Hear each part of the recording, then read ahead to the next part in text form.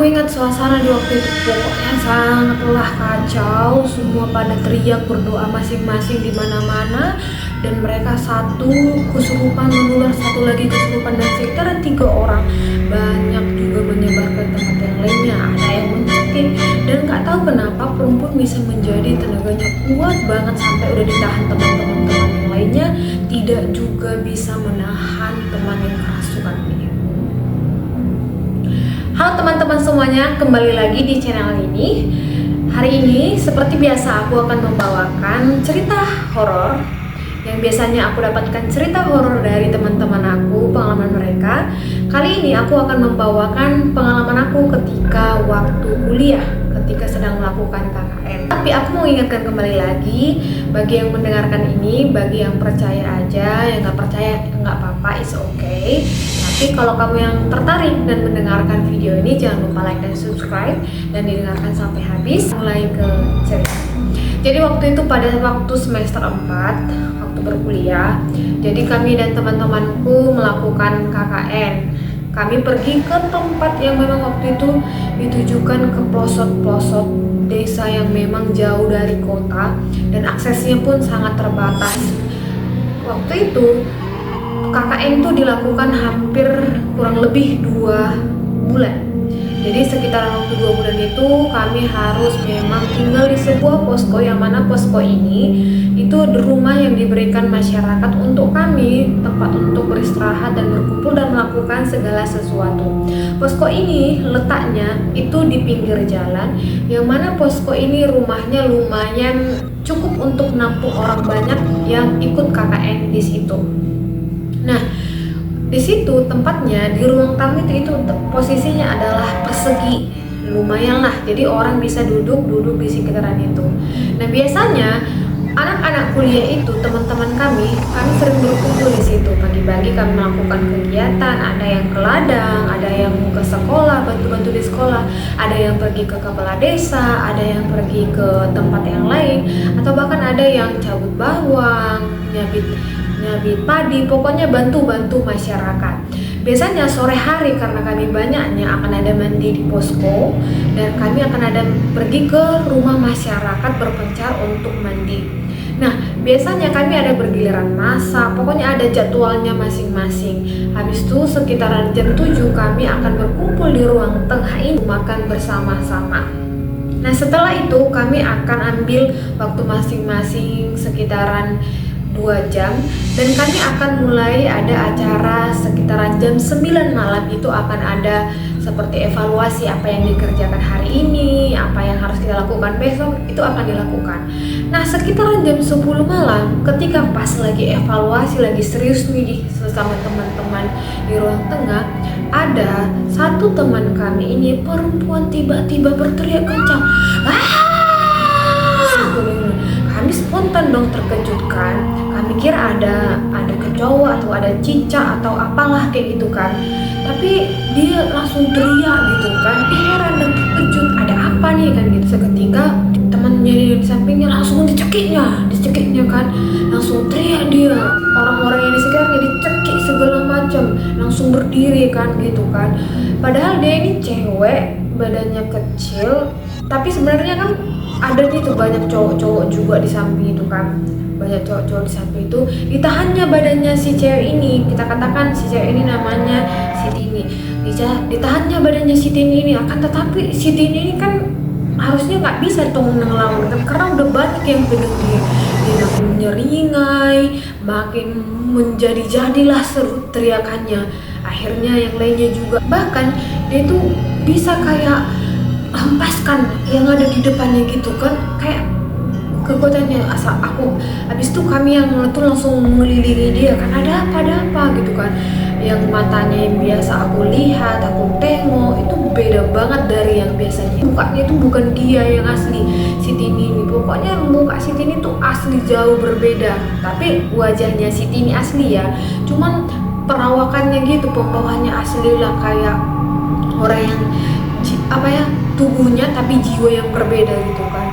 Matanya juga yang serem banget, melotot kayak gitu. Akhirnya karena saking banyaknya orang tuh pegangi dia, tapi dia kuat banget gitu kan, kayak yang ada kan.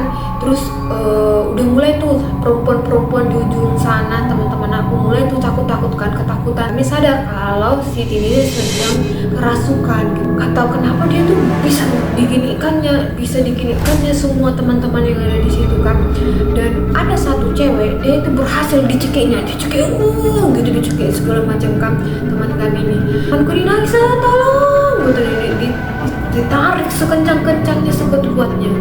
Ini cekiknya itu kerasukan juga. Dia berontak sekuat-kuatnya gitu kan, teriak, tapi nggak sekuat si Tini kan. Kita bilang yang kerasukan ini namanya si Rona. Cekik yang lainnya, yang sampingnya kan, yang ada di situ yang misalkan lagi.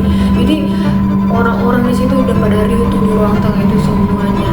Cewek-cewek di sebelah sana udah nangis-nangis kan, karena udah asli suasana di situ tuh udah seram banget, udah kacau lah. Ada nangis, ada yang berdoa, ada yang melepaskan, ada yang menahan, semua.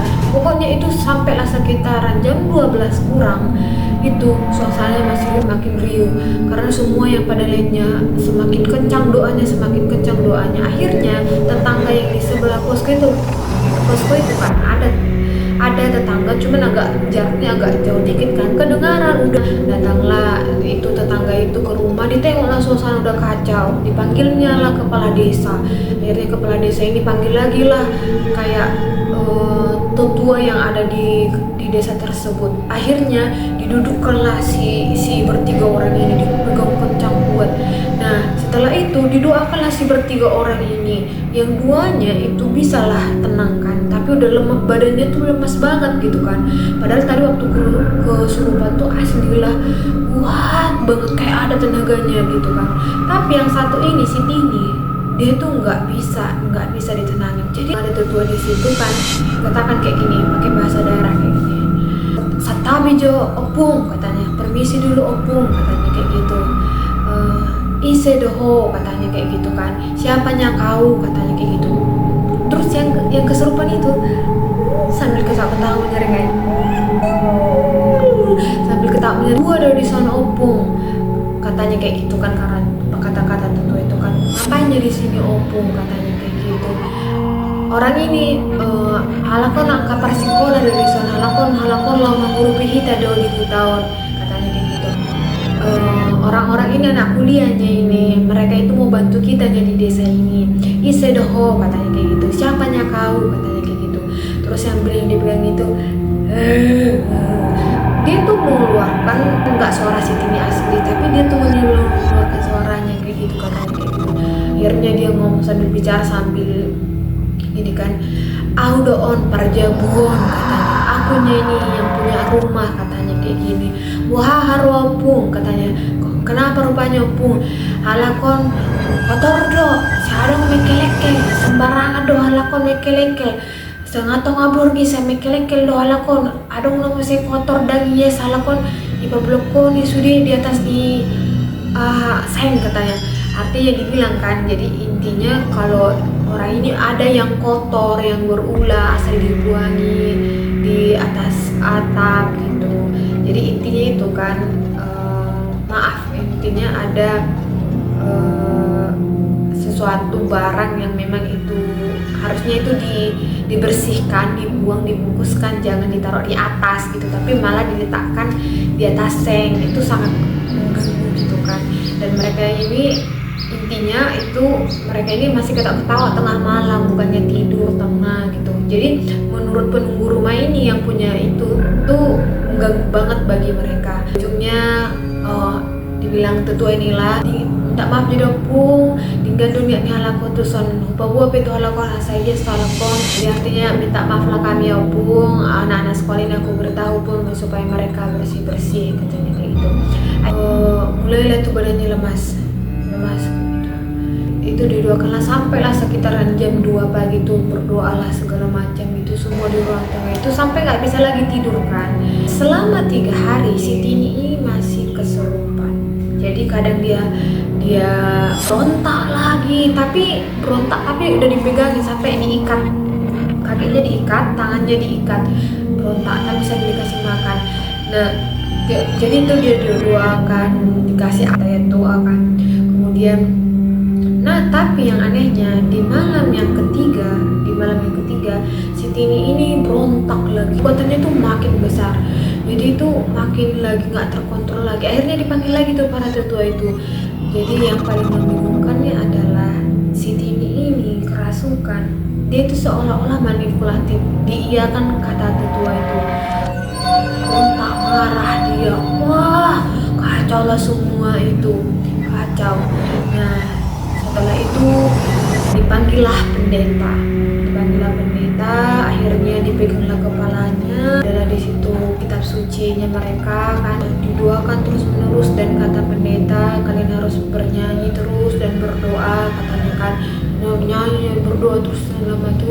Akhirnya dia tidak kesurupan lagi, berhenti dengan lemas badannya asli.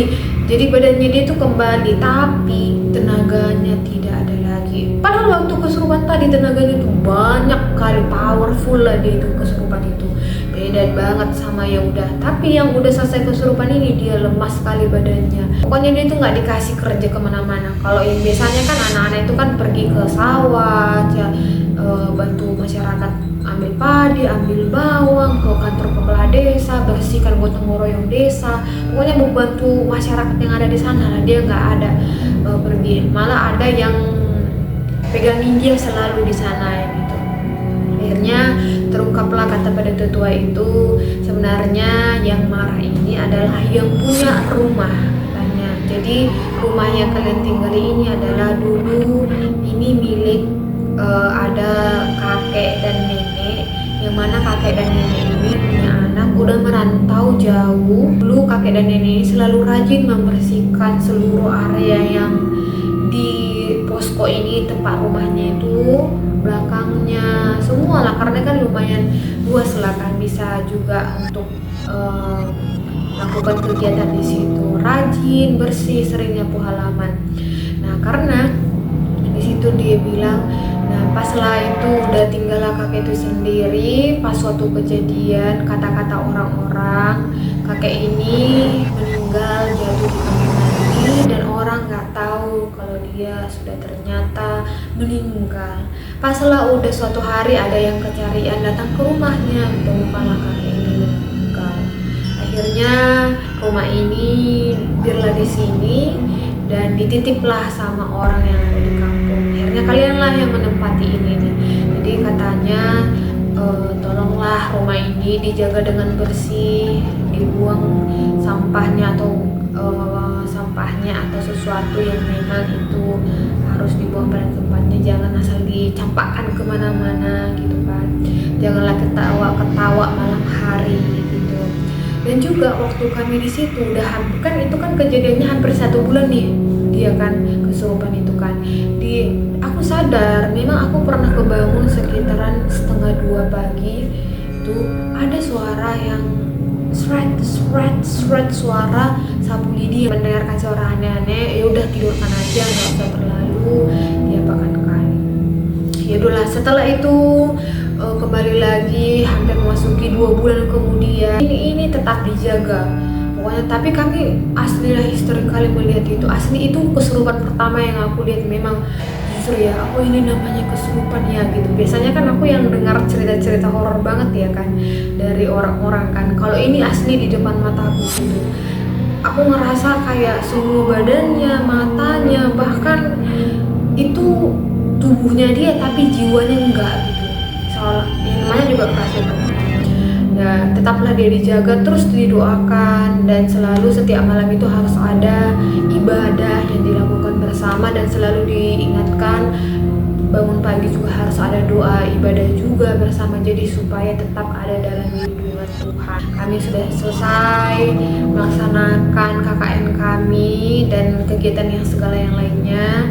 Akhirnya kami pamit ke warga desa, dan warga desa menyambut kami dengan sangat bagus. Kami berkumpul bersama, ramah tamah, makan bersama yang diberikan bersama. Memang jujur di situ kan banyak pembelajaran yang berharga sih, menolong masyarakat desa. Di situlah belajar sosialisasi, jadi belajar juga untuk melihat sudut pandang dari setiap keluarga yang bekerja, jadi tahu juga bagaimana dengan banyak orang menyelesaikan masalah bersama. Pokoknya jadi banyak lah di situ.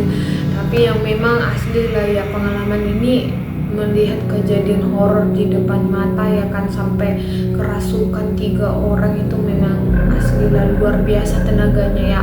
Dan aku pun heran banget, kok bisa ya sekuat ini gitu tenaganya gitu. Tapi yang menjadi kayak pesan moralnya yang aku dapat di sini, tetaplah menjaga kebersihan dimanapun kita berada ya. Kalaupun ada sesuatu yang misalnya itu tetaplah dibuang ke tong sampah. Walaupun kita berada, mungkin kita harus mengikuti peraturan yang ada di tempat itu, karena kan kita lagi mengunjungi tempat tersebut. Oke, itu dulu dia cerita horor yang dari pengalaman aku, asli memang wah gitu kan. Tapi itulah dia. Jadi kalau kamu punya cerita, boleh sharing-sharing di kolom komentar. Jangan lupa like dan subscribe video ini.